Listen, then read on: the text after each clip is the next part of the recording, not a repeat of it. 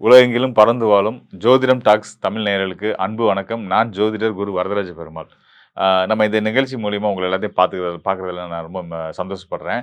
முக்கியமா இந்த நிகழ்ச்சி நம்ம என்ன பார்க்க போறோம் அப்படின்னு கேட்டீங்க அப்படின்னா வந்து, ஜூலை மாதம் 15ஆம் தேதி வரக்கூடிய ஜூலை மாதம் 2026ஆம் வருஷம் ஜூலை மாதம் 15ஆம் தேதி சனி பகவான் வந்து வக்ர நிலைக்கு போறாரு. இந்த வக்ர நிலையில அவர் எத்தன நாள் இருக்க போறாரு? எவ்வளவு மாசம் பயணிக்க போறாருன்னா, நவம்பர் 30ஆம் தேதி வரைக்கும். அதாவது நாள் கணக்குல பார்த்தீங்கன்னா, ஒரு 138 நாட்கள் வந்து வக்ர நிலையில இருக்க போறாரு. ஸோ இந்த வக்ரம்னா என்ன? வக்ரம் நிலையில சனி பகவான் இருக்கிறதுனால என்ன பலன் குடுக்க போறாரு?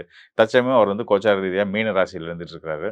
ஸோ அந்த மீன ராசியில இருந்து அ ஒவ்வொரு ராசிக்கும் என்னென்ன பலன்கள், அதாவது மேஷம் முதல் மீனம் வரையான 12 ராசிக்காரர்களுக்கும் என்ன மாரியான பலன்கள் குடுக்க போறாரு அப்படின்றத நம்ம பார்க்க போறோம்.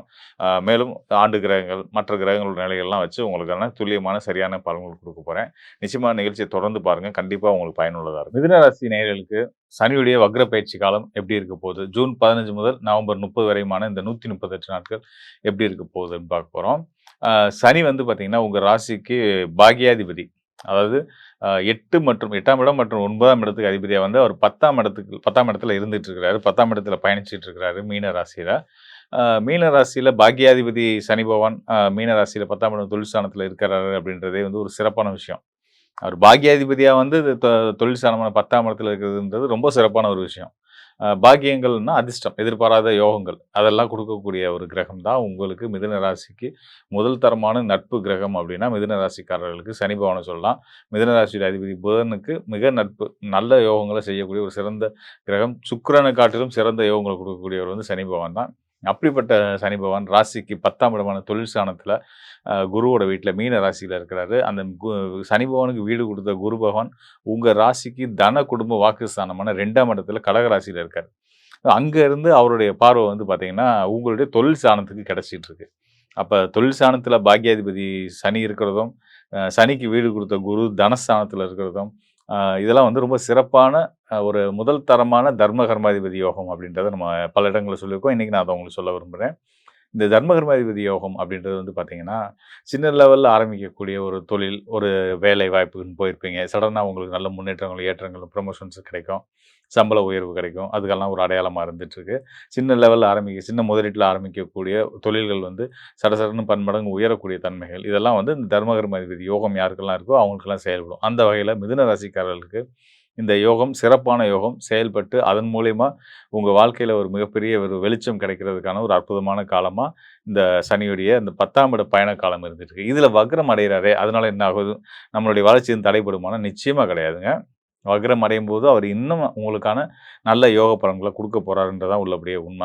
அ காரணம் என்னன்னு கேட்டீங்கன்னா, எந்த கிரகம் வக்ரமானாலும், அது தான் குடுக்க வேண்டிய ஆதிபத்திய பலன்கள ரொம்ப அழுத்தமா, திருத்தமா, ரொம்ப வலுவா குடுப்பாங்கன்றது தான் விதி. ஸோ அந்த வகையில சனி பகவானும் தான் குடுக்க வேண்டிய உங்களுக்கு, அதாவது மிதுன ராசிக்காரர்களுக்கு அவர் செய்ய நினைக்கக்கூடிய விஷயங்கள, நல்ல பலன்கள நல்ல விதமா குடுப்பாரு. அதுபோக அவர் இருக்க வீடு வீடு வந்து பார்த்தீங்கன்னா, மீன ராசி இல்லையா? நீர் ராசி. அந்த மீன ராசிக்குரிய குரு பகவான் கடக ராசியில இருக்காரு. அந்த கடக ராசி நீர் ராசி தான். கடக ரா நீர் 2 நீர் ராசிகள்ல இருக்கக்கூடிய கிரகங்கள் ஒண்ணோட ஒண்ணு திரிகோண தொடர்புல இருக்கிறதுனால வெளிநாட்டு பயணங்கள், வெளிநாட்டு தொடர்புகள், வெளிநாட்டு வேலை வாய்ப்புகள், வெளிநாட்டு நிறுவனத்தில நீங்க பிறந்த ஊர்லயே வேலை பார்க்கக்கூடிய யோகங்கள், இந்த மாதிரியான ஒரு நல்ல விஷயங்கள் உங்க லைஃப்ல ஏற்பட்டு, அதன் மூலியமா உங்களோட பொருளாதாரம் மேம்பட போகுது. கூடுதலா உங்களோட தன, குடும்ப வாக்குஸ்தானத்தில குரு இருந்து சனியோட தொடர்போட இருக்கிறதுனால, உங்களோட குடும்ப விஷயங்கள், குடும்பத்தில இருக்க சஞ்சலங்கள்லாம் நீங்கி உறவுகள்லாம் ஒற்றுமையா, சந்தோஷமா இருக்கிறது. கலத்திரம் திருமண ஸ்தானத்துக்குரிய கிரகமே தன, குடும்பத்து வாக்குஸ்தானத்துக்கு வந்திருக்கனால, அ கணவனுக்கு மனைவியால யோகம், மனைவிக்கு கணவனால யோகம் அப்படின்ற அளவுக்கு மிதுன ராசிக்காரர்களுக்கு ரொம்ப சிறப்பான, அற்புதமான காலமா தான் இந்த பீரியட் இருந்துட்டுருக்கு. நிச்சயமா சனியுடைய இந்த 138 நாட்கள் வக்ர பயிற்சி காலம் இன்னும் ரொம்ப சிறப்பான இந்த யோகங்களும் பன் பன்மடங்கு உயர்த்தி தரப்போகுது அப்படின்றத சொல்லிக்கிறேன். மேலும் இன்னும் ஒரு கூடுதல் தகவல் என்னன்னு கேட்டீங்கன்னா, உங்க ராசிக்கு யோகத்த செய்யக்கூடிய யோகாதிபதின்னு சொல்லக்கூடிய சுக்கிரன் வந்து பார்த்தீங்கன்னா, செப்டம்பர் 1ஆம் தேதியிலிருந்து ஜனவரி 2ஆம் தேதி வரைக்கும் கிட்டத்தட்ட 5 மாதங்கள் துலா ராசியிலேயே பயணிக்க போறார். அ ஒரு 5 மாதங்களா அவர் ஒரு ராசியில இருக்கிறதுன்றது ரொம்ப சிறப்பு. அது உங்களோட யோக ஸ்தானத்தில இருக்க போறாருன்றது ரொம்ப சிறப்பான ஒரு விஷயம் தான். இதுல இன்னும் பர்ட்டிகுலரா நீங்க பார்க்க வேண்டிய விஷயம் என்னன்னா, சுக்கிரன் வந்து பார்த்தீங்கன்னா, அக்டோபர் 9ஆம் தேதியிலிருந்து கிட்டத்தட்ட 38 நாட்கள் வந்து வக்ர நிலைக்கு வரப்போறார். இந்த பக்கம் சனி 10ஆம் இடத்துல வக்ர நிலையில இருக்கிறாரு. உங்க யோகஸ்தானத்தில, மனோஸ்தானத்தில 5ஆம் இடத்துல பூர்வ புண்ணிய ஸ்தானத்தில சுக்கிரன் வந்து வக்ர நிலையில இருக்கிறாரு. ஸோ இந்த 2 உங்களுடைய யோகத்த செய்யக்கூடிய, பாக்கியத்த செய்யக்கூடிய 2 கிரகங்களும் வக்ரம் பெறுறதுனால, மிதுன ராசிக்காரர்களுக்கு நீங்க எதிர்பார்த்தத விட சிறந்த யோகங்களும், அதிர்ஷ்டங்களும் கிடைச்சு, பொருளாதார முன்னேற்றங்கள் அடைஞ்சு, மனசுக்கு என்னென்ன நினைச்சீங்களோ, நடக்கணும்னு விரும்புனீங்களோ, அதெல்லாம் நெனச்சபடியே, விருப்பப்படியே நல்லபடியா நடந்து, எல்லா விதத்திலயும் தனிப்பட்ட வாழ்க்கையிலயும் சரி, குடும்ப வாழ்க்கையிலயும் சரி, திருமண வாழ்க்கையிலயும் சரி, தொழில் அமைப்பிலயும் சரி, ஒரு வெற்றியாளரா நீங்க திகழப் போறீங்க அப்படின்றது தான் இந்த சனி வக்ர பயிற்சி காலத்தோட பலனா இருக்கு. நிச்சயமா உங்களுக்கு நல்ல யோக காலமா இருக்கு. நீங்க தைரியமா, சந்தோஷமா இருக்கலாம். இதுவரைக்கும் நம்ம ஒவ்வொரு ராசிக்காரர்களுக்குமான சனி வக்ர பயிற்சி பலன்கள் பார்த்துருக்கிறோம். ஸோ, இதில வந்து இந்த வக்ர நிலையில சனி அப்படின்னா நீங்க பயப்பட வேண்டாம் அப்படின்றத நான் உங்களுக்கு நான் தெளிவா விளக்கி சொல்லியிருந்திருக்கிறேன். சொல்லப்போனா சனியோட நிலை வந்து குருவோட துணையோட இருக்கிறதுனால கண்டிப்பான முறையில நல்ல பலன் மட்டுமே செய்யும் அப்படின்னு சொல்லியிருக்கேன்.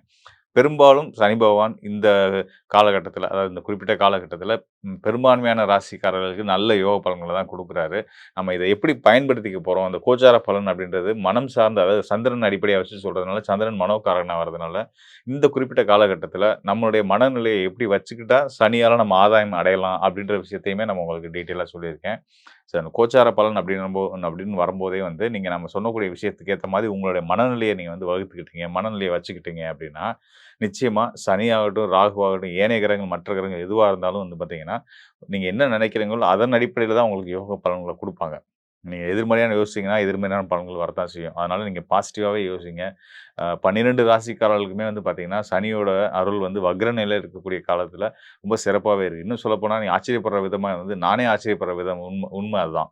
வக்ர நிலையில இருக்கக்கூடிய சனி, அந்த ஜென்ம சனியா நடந்துட்டு இருக்கக்கூடிய மீன ராசிக்காரர்களாகட்டும், 7 சனி நடந்துட்டு இருக்கக்கூடிய மேச ராசிக்காரர்களாகட்டும், கும்ப ராசிக்காரர்களாகட்டும், எல்லாத்துக்குமே ரொம்ப சிறப்பான யோக பலன் குடுத்துட்டுருக்கு. அத விட கூடுதலா வந்து பார்த்தீங்கன்னா, சிம்ம ராசிக்காரர்கள் அட்டம சனி காலம். அவங்களுக்கே அது நல்ல யோகம் தான் குடுக்குது அப்படின்றத நம்ம டீட்டெயிலா பார்த்துருக்கிறோம் இல்லையா? ஸோ, அதுபோல கன்னி ராசிக்காரர்கள், கண்டசனி எல்லாமே டீட்டெயிலா சொல்லியிருக்கோம். மற்ற ஏனைய ராசிக்காரர்களுக்குமே நல்ல பொசிஷன்ல இருந்து தான் நல்ல பலன் தான் குடுத்துட்டு இருக்கிறாரு. சனிய பார்த்து பயப்படுறத தயவுசெய்து விட்டுருங்க. நான் திரும்ப திரும்ப பல இடங்கள்ல அத பதிவு பண்ணிட்டே இருக்கேன். இப்பயும் அதான் சொல்றேன். சனி அப்படின்னாலே கெட்டவன் அப்படின்ற அந்த நெனப்ப விட்டுருங்க. ஸோ, இது எப்படிப்பட்ட ஒரு விஷயம் அப்படின்னு கேட்டீங்கன்னா, வெள்ளையா இருக்கவன் பொய் சொல்ல மாட்டான் அப்படின்ற மாரி. அப்ப வெள்ளையா இருக்கவன் பொய் சொல்ல மாட்டான்னா யார் பொய் சொல்லுவா? கருப்பா இருக்கவன் பொய் சொல்லுவான். அப்ப சனி வந்து கருப்பு. ஸோ, அவர் தான் கெட்டவன்னு மைண்ட்ல நமக்குலாம் ஃபிக்ஸ் ஆகி வச்சிருக்கோம் பாருங்க. அந்த எண்ணத்த தயவுசெய்து எடுத்து தூக்கி போட்டுருங்க. அந்த எண்ணத்த தூக்கி போட்டீங்கனாலே, உங்களுக்கு நம்ம சனியால எவ்வளோ ஆதாயம் அடையறோம், எவ்வளோ நல்லது நமக்கு நடந்துகிட்டு இருக்கு அப்படின்ற ஒரு உண்மை தெரிய வரும். ஸோ, அது தெரிஞ்சு சனி வந்து ரொம்ப நல்ல கிரகங்கள். உண்மைய சொல்லப்போனா வந்து, அவர மாரி வந்து நியாயத்துக்கு கட்டுப்பட்டு, வேண்டியவன், வேண்டாதவன், பணக்காரன், ஏழை, ஏழை க க அப்படிலாம் இல்லாம, எந்தவித பாகுபாடும் இல்லாம, மனிதர்களுக்குள்ள எந்தவித பாகுபாடும் இல்லாம, இன்னும் சொல்லணும்னா உயிர்களுக்குள்ள எந்த பாகுபாடும் இல்லாம, சமத்துவமா எல்லாத்தையுமே பார்க்கக்கூடிய ஒரு மனநிலையை குடுக்கக்கூடியவர். அவர் நீதிமானும் கூடயா. அதனால வந்து தப்பு யார் பண்ணாலும் தப்பு அப்படின்றத ஸ்ட்ராங்கா சொல்லக்கூடிய அந்த தைரியம் வந்து சனியுடைய ஆதிபத்திய பலம் பெற்றவர்களுக்கு நிச்சயமா இருக்கும். ஸோ, அந்த வகையில இதெல்லாம் வந்து சனியோட இயல்புகள். நம்மளுடைய ஆயுள் காரகனும் சனி தான். உழைப்பு தான் வந்து நமக்கு வந்து ஆ தெய்வம்ன்ற அளவுக்கு நம்ம சொல்லலாம். பெரியவங்க அப்படிதான் சொல்லியிருக்காங்க. "நீ உழைச்சா நீ பொழைக்கலாம். நீ உழைச்சா நீ சாப்பிடலாம்." அப்படின்னு தான் சொல்லியிருக்காங்க. அந்த வகையில வந்து ஒரு உழைப்பு நல்லா இருக்கணும் அப்படின்னாலும், அதையும் தீர்மானிக்கிறது சனி பகவான் தான். ஸோ, இந்த எல்லா வகையிலயுமே வந்து சனி பகவானுக்கு நெறைய நல்ல பண்புகள் இருக்கு. ஸோ, அதெல்லாம் எடுத்துக்கிட்டு நம்ம வந்து அத அதெல்லாம் நமக்கு கிடைக்கணும்னு சனி பகவான்ட்டருந்து கிடைக்கணும்னு நம்ம மனசுல வேண்டிக்கிட்டு, நெனச்சுக்கிட்டு வாழ ஆரம்பிச்சோம் அப்படின்னாலே, இதெல்லாம் அவர் தான் குடுக்குறாரு அப்படின்ற உண்மையெல்லாம் உங்களுக்கு புரிய ஆரம்பிச்சுச்சு அப்படின்னாலே வந்து, உழைச்சா தானங்க காசு வரும், பணம் வரும். பணம் தானங்க எல்லாமே. உங்களுக்கு பணம்ன்றது குருன்னு எடுத்துக்கிட்டீங்க அப்படின்னா, அந்த பணம் வர வைக்கிற வழியே வந்து சனி பகவான் தானே. அப்படிப்பட்ட சனி பகவான நம்ம கெட்டவன்னு எப்படி நெனைக்க முடியும்? நம்ம உழைப்ப தப்புன்னு நம்ம எப்படி சொல்ல முடியும்?